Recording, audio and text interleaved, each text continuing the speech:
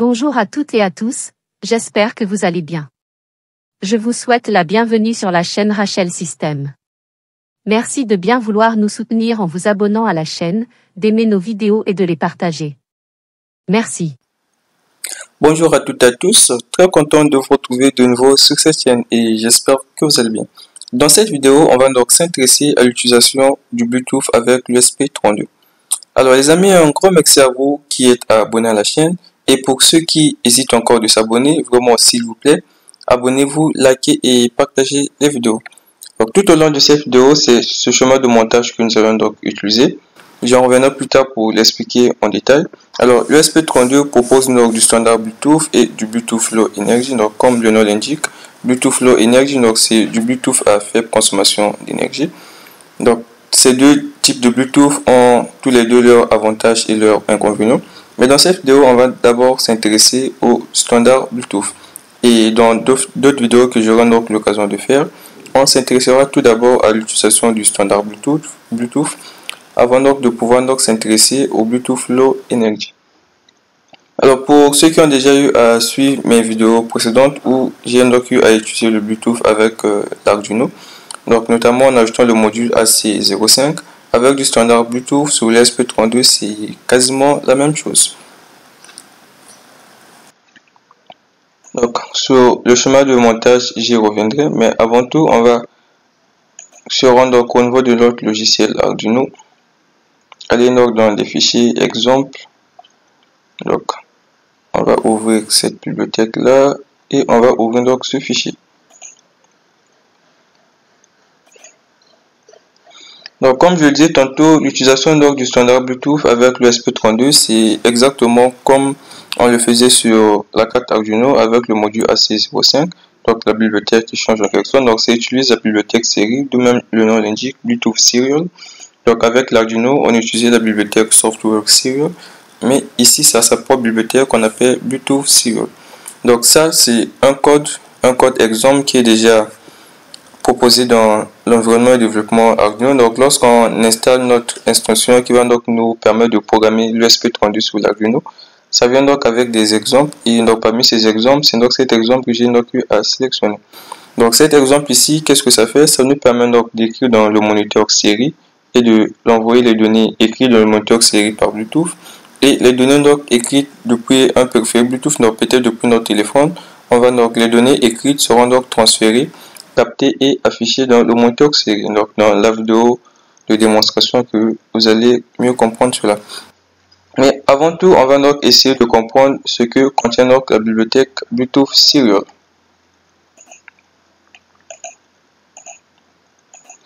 Donc voici donc l'implémentation de notre bibliothèque Bluetooth Serial. Donc là on a le fichier .h et ce que ça contient. Donc comme écrit tout au début ici, donc on peut donc remarquer que Bluetooth Serial hérite de la classe Stream. Donc la classe Stream ici, donc c'était aussi le cas avec le Software Serial sur l'Arduino.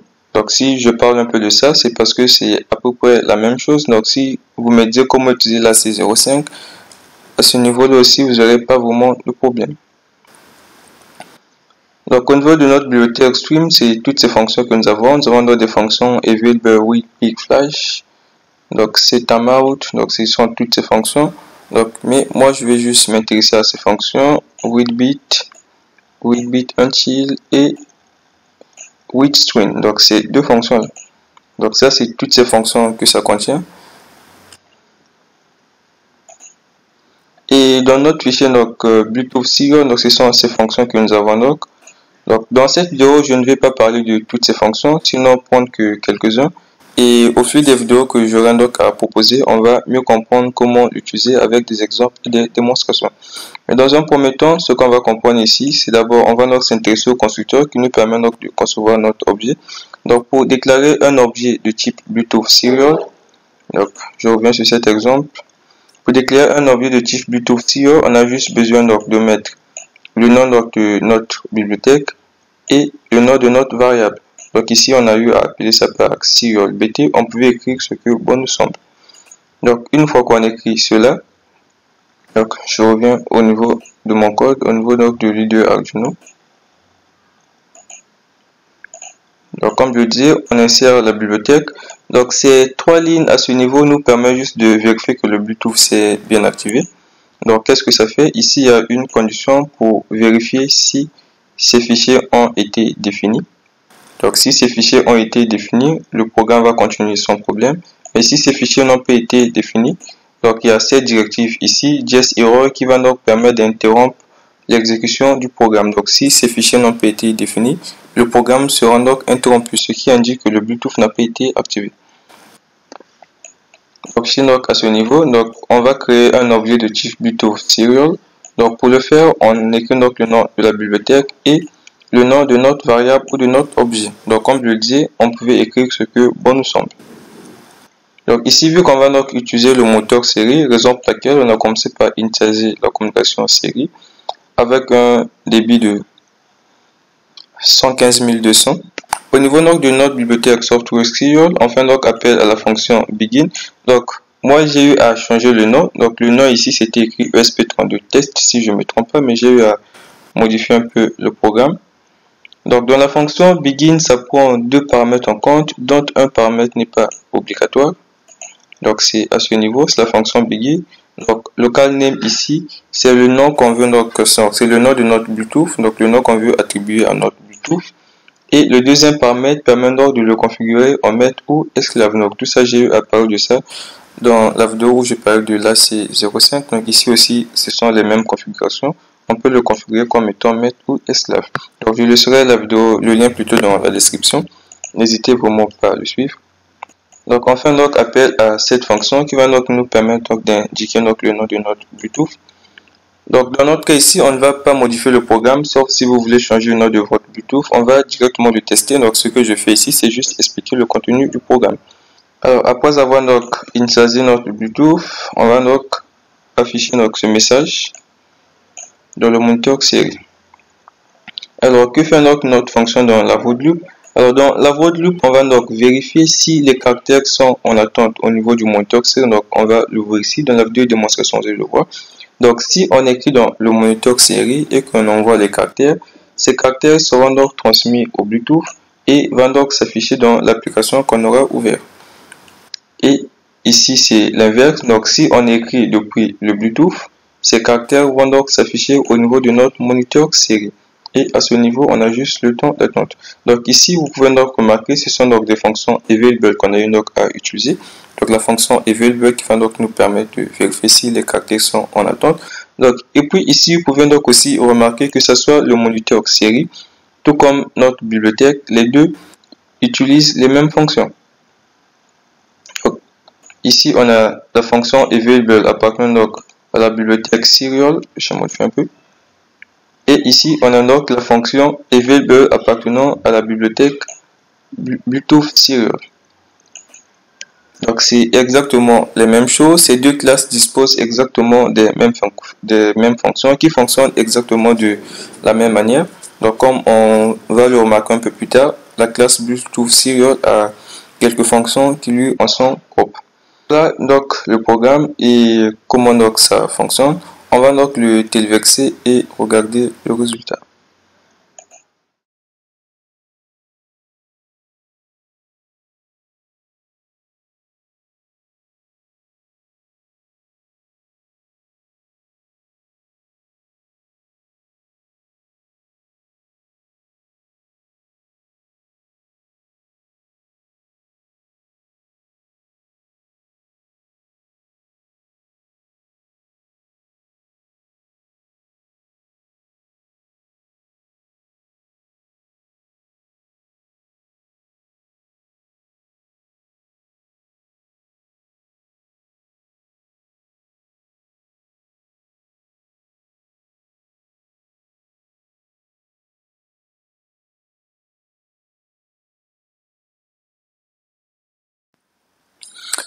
Alors, comme vous avez su le voir dans la vidéo de démonstration, je ne sais pas comment ça s'affiche chez vous, mais chez moi, toutes les informations reçues s'affichent sur la même ligne.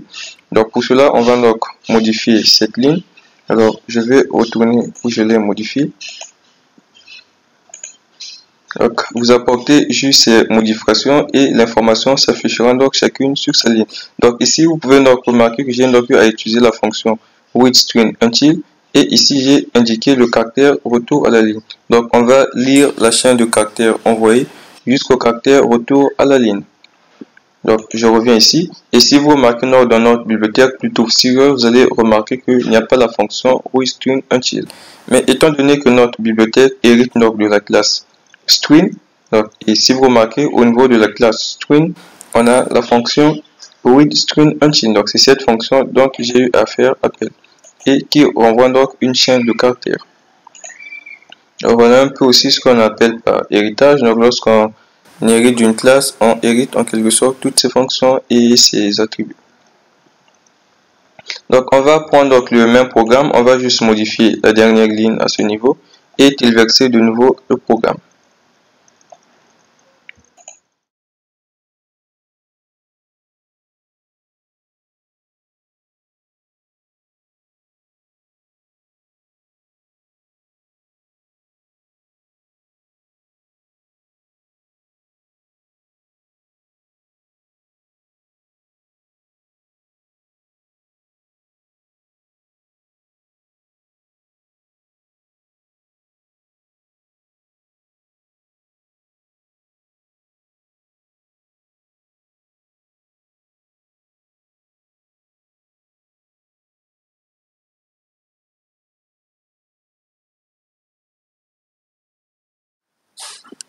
Au vu de ces deux démonstrations, je pense que vous avez su comment utiliser le Bluetooth avec l'ESP32.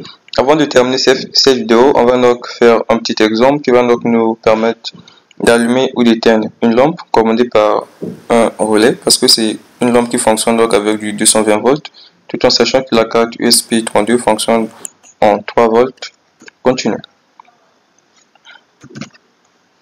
Donc pour ces premières lignes, je pense que c'est bon vu que j'ai eu à l'esprit précédemment. Donc à ce niveau, vous allez donc remarquer que lorsque j'ai déclaré ma variable, je l'ai changé de nom, je l'ai appelé Bluetooth.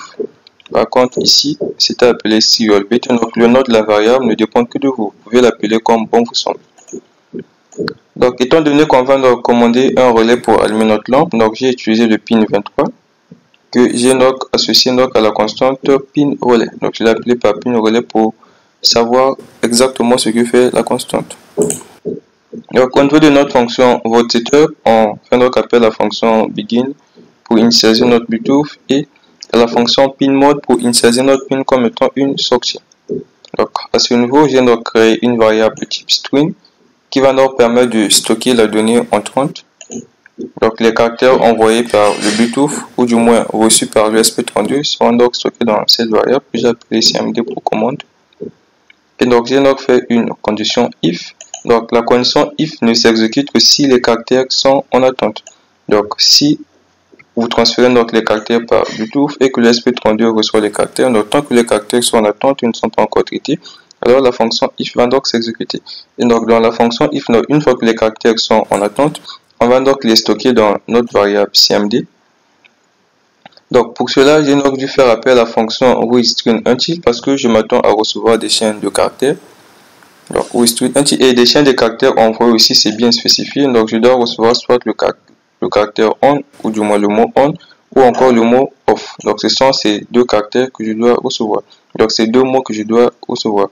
Donc on va donc recevoir la chaîne de caractères et le stocker donc dans la variable CMD. Et après on fait donc vérification. Donc si la variable correspond donc si dans CMD on a stocké la chaîne de caractères. Donc si la chaîne de caractères plutôt stockée dans CMD correspond à on va donc activer notre relais. Et si la chaîne de caractères correspond donc à off, on va plutôt mettre notre relais à off, donc désactiver notre relais. Et donc la boucle loop se répète chaque 20 millisecondes. Donc voilà en gros comment fonctionne notre programme. Donc l'état du relais est modifié seulement si les caractères entrants correspondent aux caractères consacrés. Donc si les caractères ne correspondent pas, et donc il n'y aura pas de changement. Donc le relais va garder son état et le programme va continuer. Donc c'est ce programme que vous allez donc devoir transférer au niveau de votre carte ESP32. On va donc s'intéresser au schéma de montage. Alors voici donc le schéma de montage. Donc le relais que nous allons utiliser ici fonctionne avec 5 volts, tout en sachant que la carte ESP32 ne fournit que 3 volts. Donc pour cela, le relais sera alimenté avec une source externe. Donc notre schéma de montage est ici. Donc il faudrait vraiment éviter de commettre les erreurs parce qu'on utilise donc du 220 volts alternatif. Donc c'est une haute tension qui tue en quelque sorte. Donc soyez vraiment prudent dans vos schémas de montage. Donc le schéma de montage que nous allons donc utiliser est là, mais on va d'abord s'intéresser à cette partie. Donc notre relais à l'intérieur, ça ressemble à ça. On a un schéma, donc ça c'est le schéma de notre relais, et tout en haut on a quoi? On a l'image de notre relais en quelque sorte. Donc le relais, on peut donc remarquer qu'il a des bornes, donc tout devant ici, je sais pas, mon curseur ne se fait pas voir. Donc on a une borne qui se trouve au milieu ici en jaune qui est écrit comme un contact, donc c'est le contact qui est en commun. Et tout à côté, on a des ports qui sont normalement ouverts et normalement fermés. C'est donc à ce niveau qu'on va donc connecter notre source alternative. Et derrière, à l'arrière, on a notre pin de commande. On a deux pins GND VCC pour l'alimentation et un autre pin pour le signal. Donc prenez juste votre relais, lisez dessus, vous allez remarquer que c'est bien écrit. GND 5 volts et le signal. Le signal, souvent, c'est écrit S dessus. Donc, dans le schéma interne, on a ça. Donc, ce qui se passe ici, c'est que la tension, la tension de 5 volts de notre relais continu n'est pas en contact avec la tension 220 volts alternative.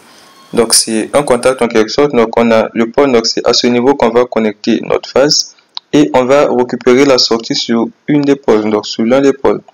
Donc le pôle qu'on va utiliser, c'est le pôle qui est normalement ouvert, de telle sorte que lorsque le relais sera donc actif, le pôle va se refermer.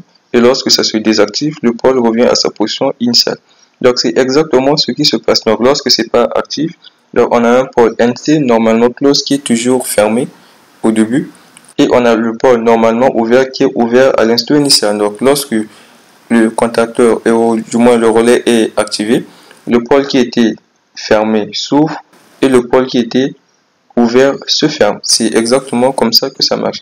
Et donc le circuit de contrôle est là, c'est alimenté, ici c'est écrit 12 volts, dans notre cas c'est alimenté avec du 5 volts. Et l'interrupteur ouvert ici, c'est cet interrupteur qui sera donc contrôlé par l'Arduino. Donc lorsqu'on envoie le signal, l'interrupteur se ferme. Et lorsque il n'y a plus de signal, l'interrupteur s'ouvre. Donc le schéma de montage est là. Donc comme vous remarquez des fils, donc le fil bleu ici c'est le neutre. Donc ça quitte la lampe, ça va directement sur notre prise ici. Et c'est plutôt le fil, donc la phase qu'on a eu à intercepter et on a eu à couper. Donc la phase qui quitte l'alimentation est donc connectée à la borne, et donc connectée plutôt au pôle commun. Donc on prend l'alimentation, on le connecte au pôle commun et la sortie, nous on va utiliser la sortie qui est normalement ouverte. De telle sorte que si le relais se ferme, la sortie qui était ouverte va se fermer. Et la sortie qui était fermée va plutôt s'ouvrir. Je pense que le schéma de montage est assez clair. Je vous laisse donc le lien pour télécharger le code dans la description. On se donne rendez-vous très prochainement.